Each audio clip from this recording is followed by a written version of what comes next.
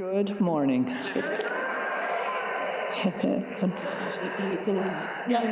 great to be with you again here at Clark Summit University.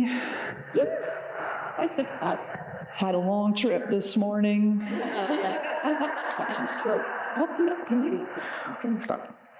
It is my privilege. It is an honor, truly, to be here with you, to share the word, to do what I love to do most here at Clark Summit University. And a big part of that is being with all of you. So thank you for joining us. We're really glad that you're here. And I am so super pumped to share the word with you this weekend.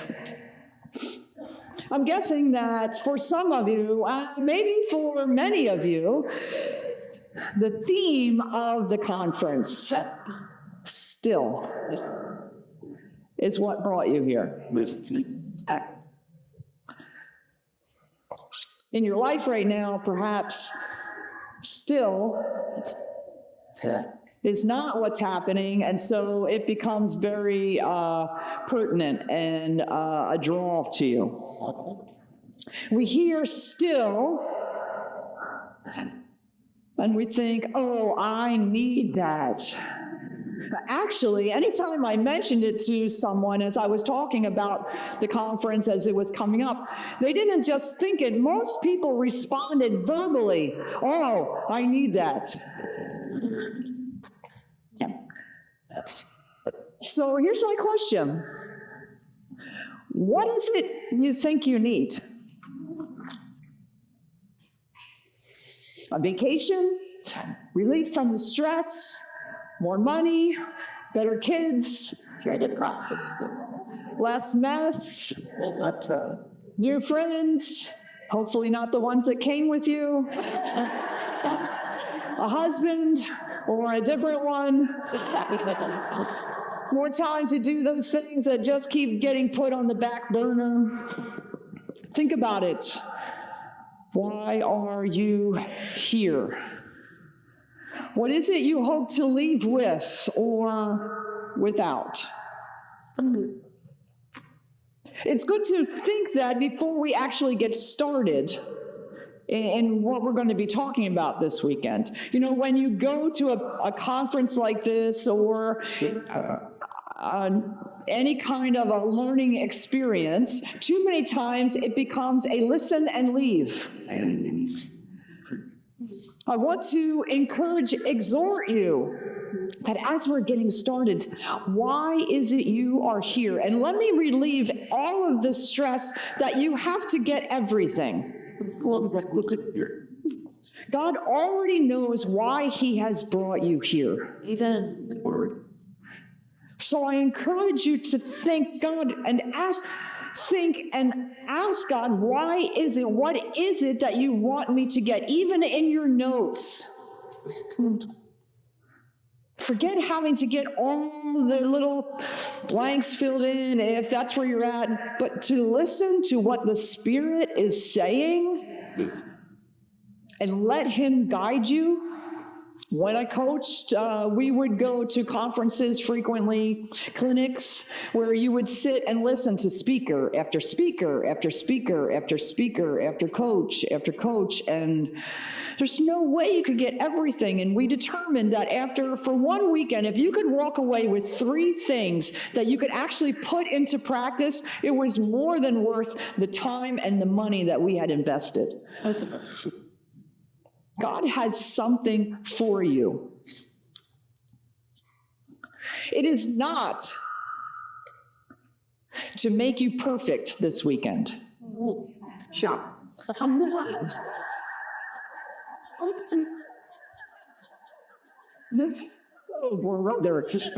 Yes.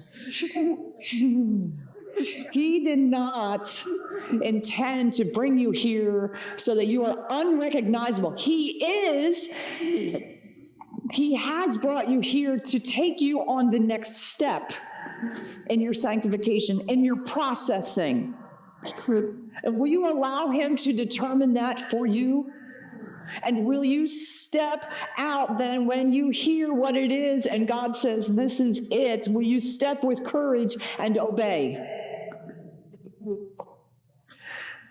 As usual, I want to make sure I remind you also that I'm here to communicate truth. I'm going to try and help it be practical and put it in a way that you can grab onto it and apply it in daily life. But the wording, what the truth is not my truth. It is the word. It's God's truth. And he will take that and connect it with your spirit. That's what his spirit does. Many of us have been or are currently faced with circumstances that have the prospect of being long-term, with no end in sight. Not that there isn't an end, right? That's not what we're saying, but what we're saying is that because of the overwhelming situation, perhaps you can't see the end. Maybe you're caring for someone else for health issues, or maybe for yourself. Yes. Maybe you're working 2 or 3 jobs just to make ends meet, or you're navigating a season of parenthood. There are several of them, from what I understand. Maybe you're questioning your life's purpose here today, or maybe there's something going on in your church, in your family. What is it you need? I'd like to suggest that what we actually need is a fresh hope. When life is hard, I keep moving, even tiny micro steps. I keep moving because of hope. I move because I believe that something is going to change, or that change is possible. You do this without even thinking about it many times. Some of you are on a diet right now, and you keep going because you have hope that chocolate cake is waiting for you on the other side.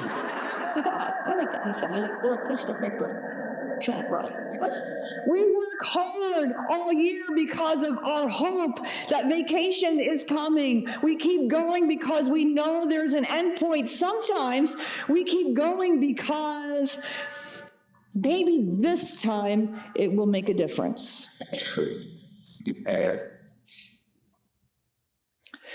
We're hoping many times that our circumstances will pay off or change or somehow give us a relief. And when hope is present, I can keep going. But when we are hopeless, or when our hope is not within reach, when we lose hope, this is when depression, when we sense feeling defeated, or we're fearful. So I'm not speaking about hope that is defined as wishful thinking, right? Around here in Northeast Pennsylvania, we would say, I hope it doesn't rain today. I'm not talking about wishful thinking. I'm talking about a biblical hope that is a confident expectation. Awesome. The expectation that God is who he said he is, and that he will do all that he said and says he will do. This gives me hope to continue on. In this confident expectation, my craziness, my frustration, my weariness, my brokenness cannot compete. Right. It is in this truth that my hope rests. All hope has a focus. Maybe it's the end or the goal, the desired result. Maybe it's a change of circumstances, but all hope has a focus. And this weekend, I would like to talk about having a proper focus. If I am to be still, my hope's focus must be solid, able to come through, consistent. It must rest in the only one who is able to handle it. the only one who is the I am. So what is your hope's focus? Where does your hope rest today? In your circumstances, in people, in relationships, success, financial freedom, your marriage, or that you'll get married someday? The salvation, perhaps, of someone you know, maybe health. I suppose for some of you, the answer to that question really has to do with what's going on in your circumstances. We all have stuff.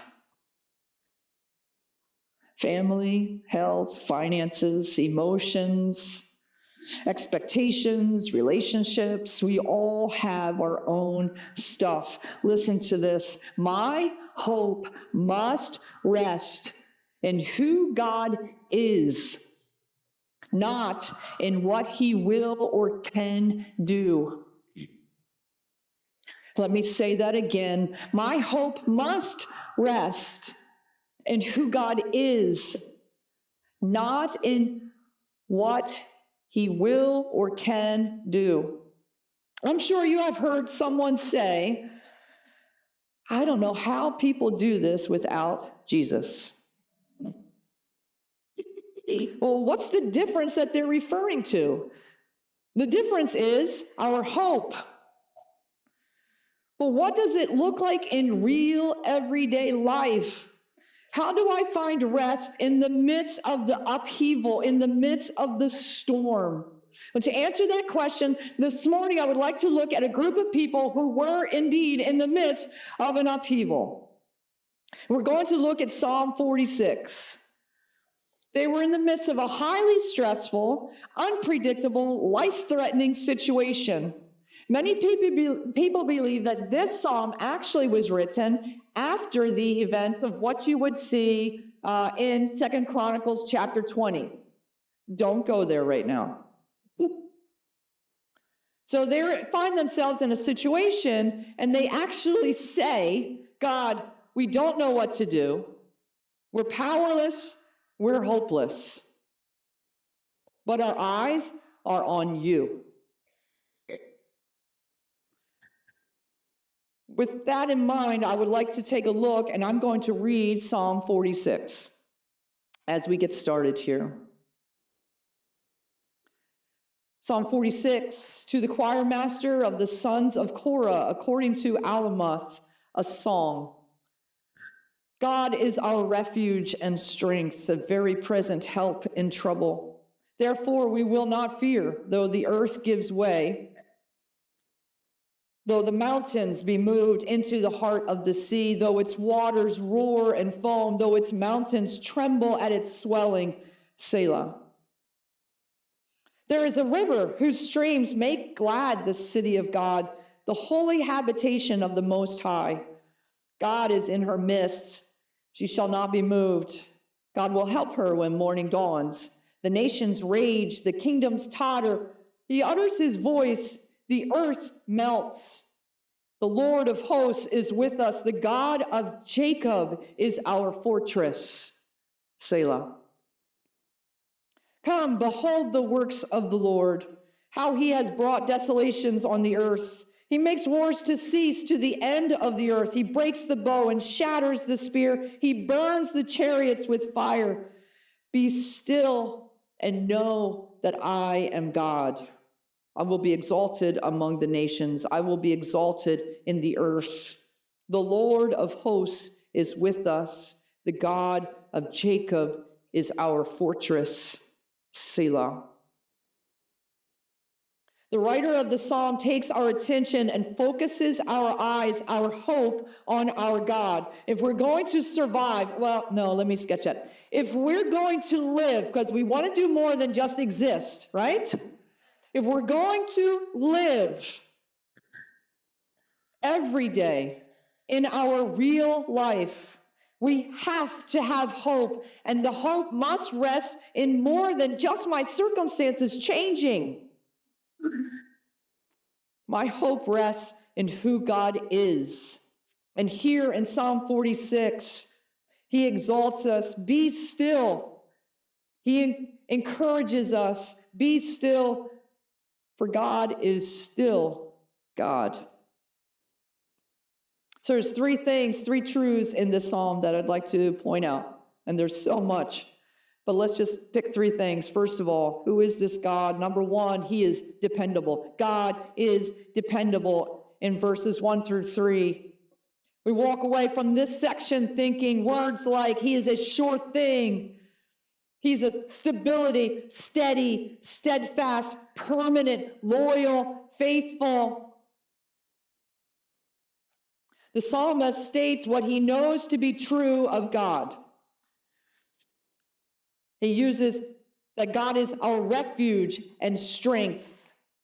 He is an accessible help. God is where I turn when I need a safe place. God is the one I go to when I am weak and what I'm facing is beyond my capabilities. God is the one who is present. And the psalmist says in that first verse in the second half, a very present help in trouble. And that word in the original language could be really translated more than a couple different ways. And some of your translations are going to have different words. Some even will say present or always ready or well proved. The word in the original language, as the people of Judah were singing it or were listening to it, would have the implication of God being able to be found. Do you know, God is not playing hide and seek with you. Well, at least he's not playing the way that grown-ups play. Children play hide and seek. Small children play hide and seek completely different. One of the things I used to love is playing hide and seek with my nieces and nephews when they were very small. When we were at my parents' house, we would all be there and kids, "Hey, Sherrie, we'll play hide and seek?" Well, my mom and dad's house was not that big, and we were inside, so sure. It was easy. Because for children, hide and seek is all about being found. Somehow that changes as we get older. Still, though, for some reason, we think God is hiding. "Hey, Sherrie, want to play hide and seek?" "Don't tell her where I'm at."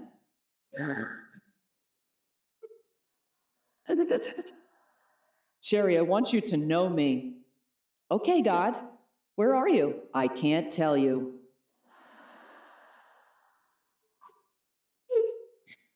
Oh no, God wants to be seen. He makes sure of it.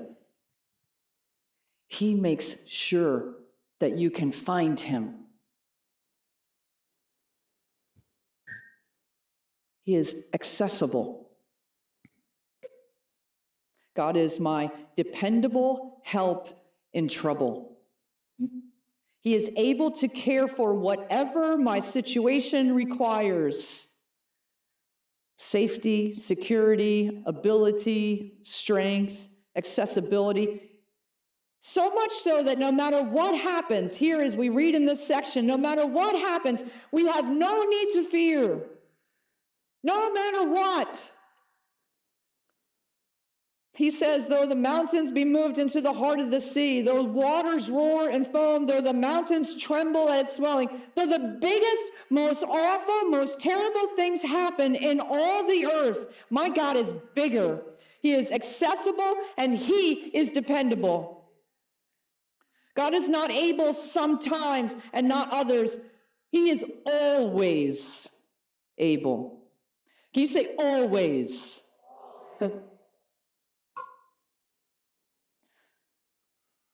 So what's the big ugly in your life? What is it that's so big and nasty? So hard right now that you're wondering where God is? God is bigger. He's got this. Turn to the person next to you and say, girl, God's got this.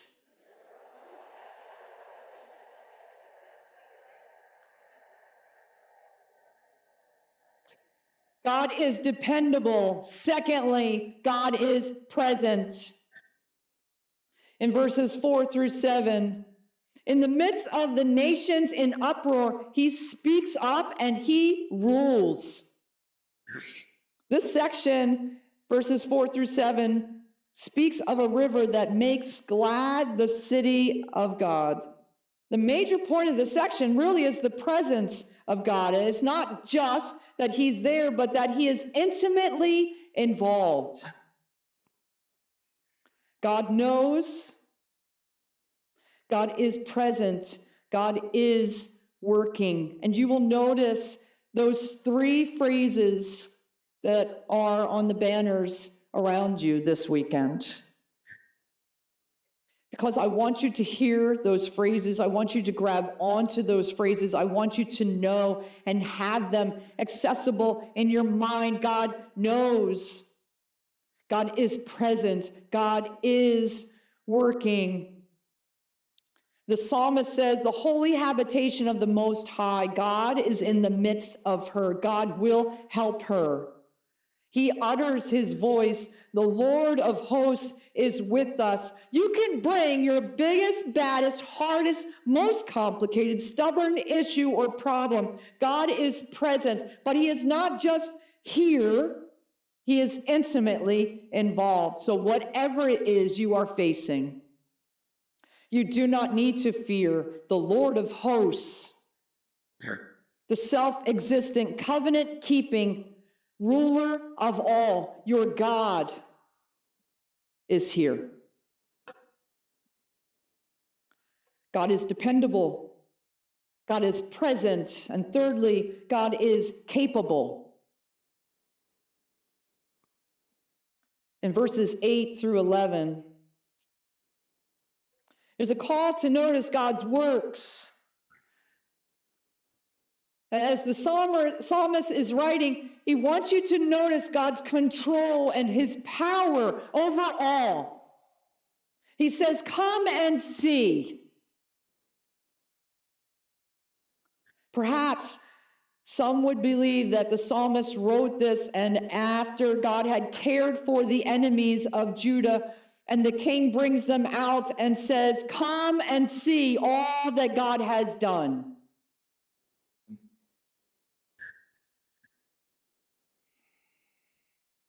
He makes wars to cease. He breaks the bow. He says, be still. Notice who it is that is saying, be still. My God is no weakling.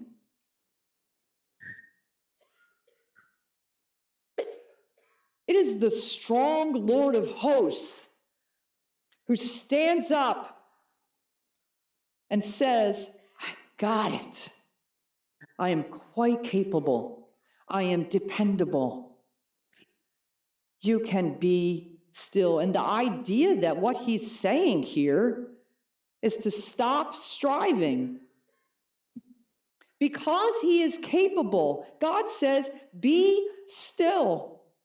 The word actually could mean become helpless. Well, that's a very popular thing to do in our culture today.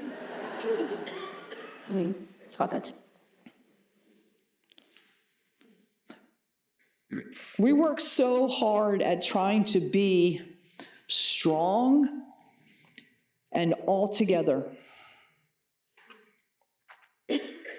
And there are times, yes, that we need to do that. I'm not saying we should be walking around like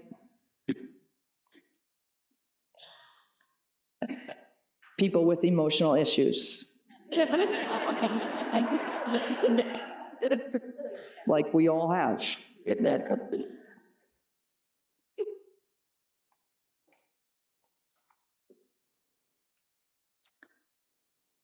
But whatever it is, Oh, your God is plenty big enough to care for it. And he's saying, look, I did not give you that responsibility to work it all out and see it all through. I did not give you the responsibility of planning everything and putting it all in place and manipulating all the circumstances so that it turns out just right, at just the right time. That's not your job. It's mine. Stop trying to figure it out. Stop trying to do it your way, to work it out, or to worry whether it will or won't happen. Cease striving. Let it go. Stop fighting, is what he says.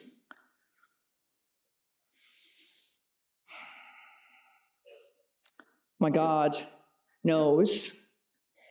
My God is present. He is working. He is dependable. He is quite capable.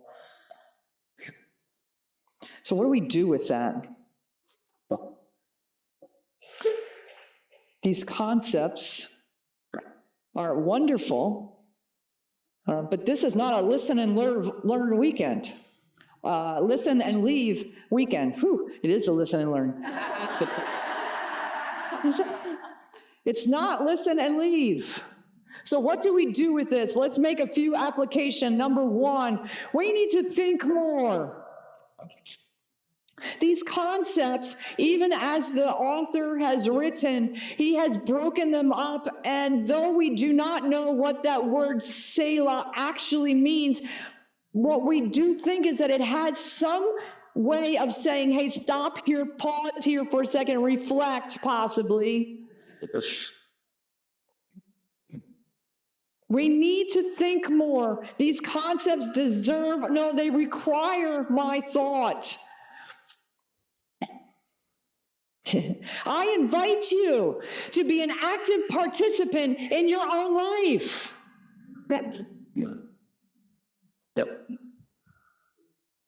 Actually paying attention to what's going on inside of you, not getting to the end of your year or the end of your day in a smaller way and thinking, okay, so what happened today?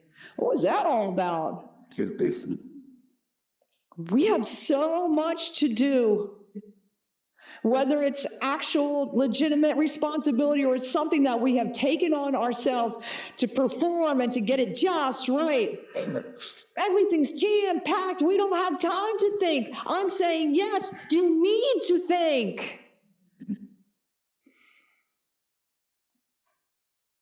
Well, I don't have time, some would say. I'm saying make time. I'm not saying you have to spend hours with your hands down at your side, deep breathing. You go home and your kids go, whoa, what happened to mom?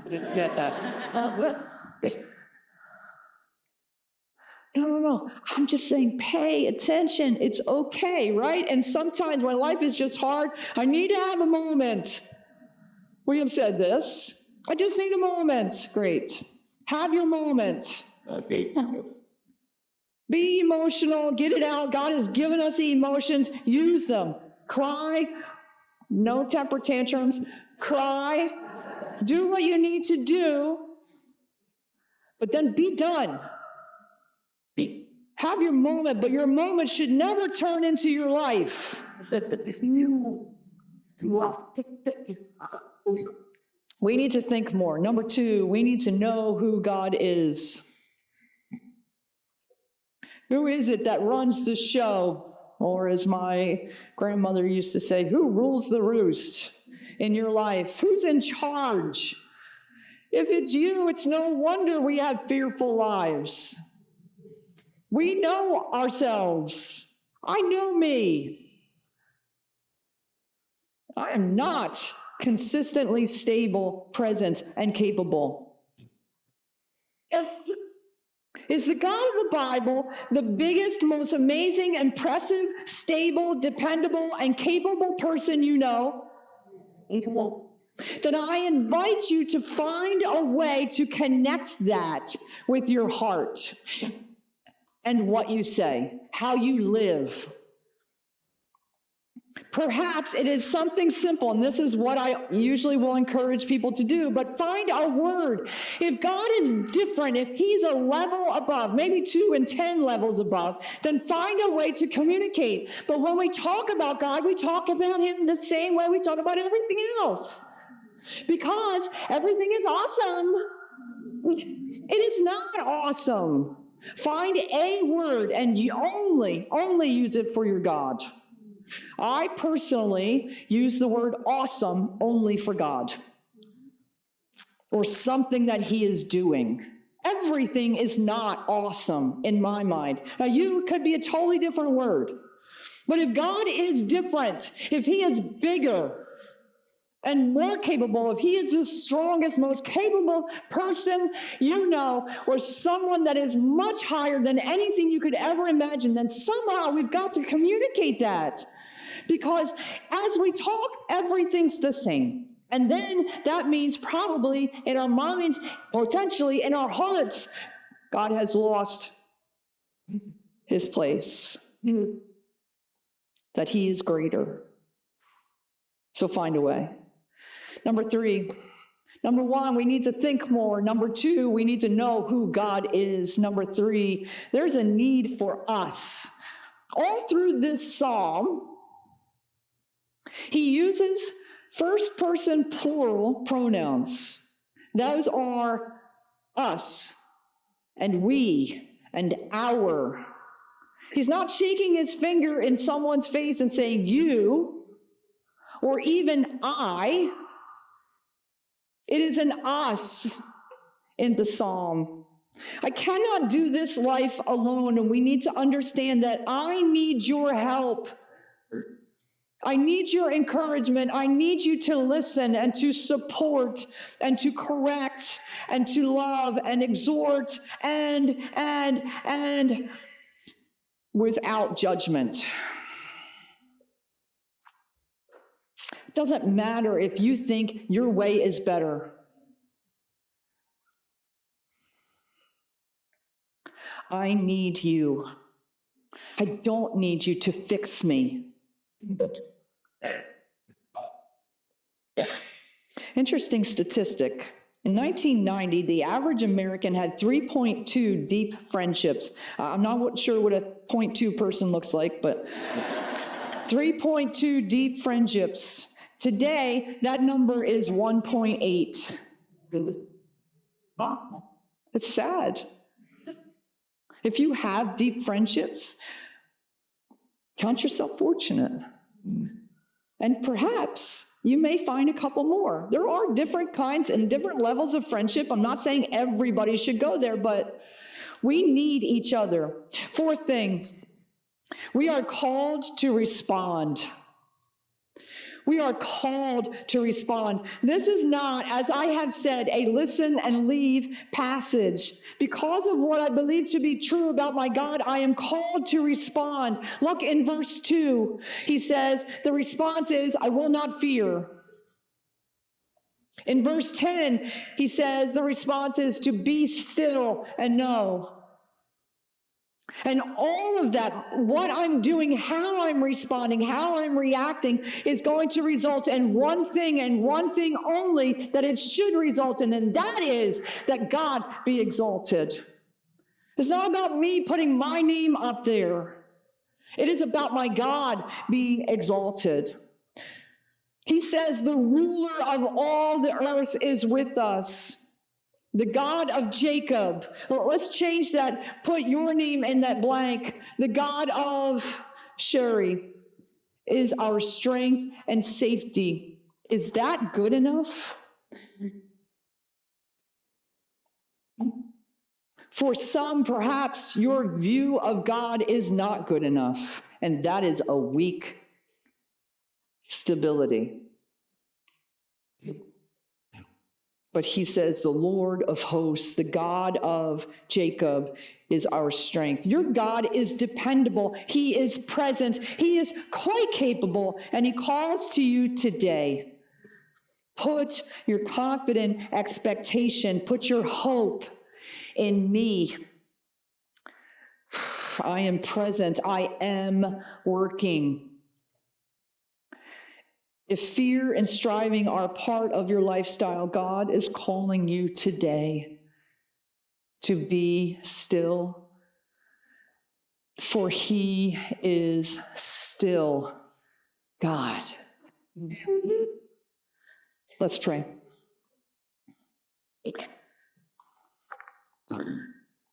God, you are all and so much more than we could ever imagine. You bless us. Thank you that you give us your strength and grace. Thank you that you are all that we have been talking about this morning, and may our hope rest in you. May the God of hope fill you with all joy and peace in believing, so that by the power of the Holy Spirit you may abound in hope.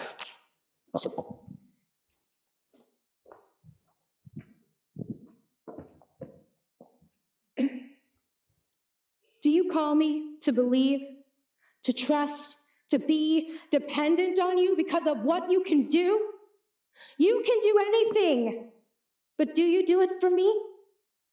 I've never seen you split the sea, walk on waves, raise the dead, but I've prayed, and I've waited for a miracle, and right now I don't know, because nothing's coming as far as I can see, and I'm holding on with everything that's left of me. Can you hear? Will you appear? I need you near. And then I hear your words. Soft words, breaking my heart like a sharp sword, saying, be still, and know that I am God, O Lord. Where did I go wrong? I will be exalted among the nations. I will be exalted among the earth. You say you're with me. You help me. But now I see it isn't what you can do for me, but who you are. You are the great I am. Where it began, eternity, the King of Kings, only one who's worthy. You do it for your glory, and one day every eye will see you on your throne, in like God alone, and we'll fall. Because when we see you as you are, we will be like you. Because right now, we can't begin to see the fringes of your infinity, always present, omnipotent, above the chaos. God is for us. God is in the midst of her. She shall not be moved. God will help her when the morning dawns. When the morning dawns, the pain, the shade, the night will fade. Someday, I'll understand how everything is in your hand. My God, exalted